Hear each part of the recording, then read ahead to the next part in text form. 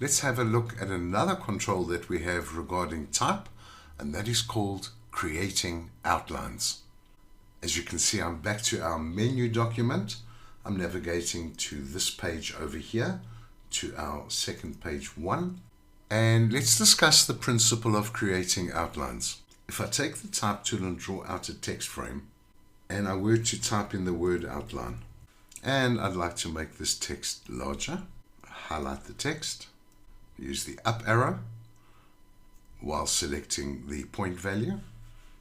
We create outlines from text where you are using a specialized font. In your typical workflow, you might find that you don't need to create outlines from text. Creating outlines from text is the equivalent of having physically drawn it out with a pen tool or with a shape tool so that it is in fact a vector shape. This is not a vector shape at the moment. It is vector text. It is editable. So how do we create outlines from text? I'll just duplicate this text frame again.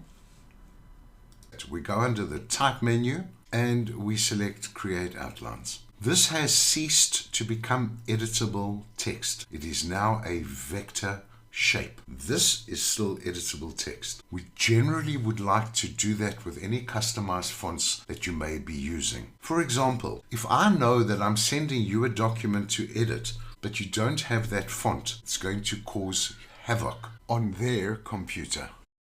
I'm going to navigate to the window menu. I'm going to select Type and Tables and we'll select Character.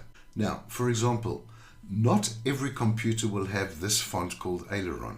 I think it's a lovely font, but not every computer will have it. So if you're going to share this document, you would need to include that font, which we discuss as we're tying up all our video lectures. But always a safer option is to create outlines from a font that somebody else may not have to ensure that it'll print correctly.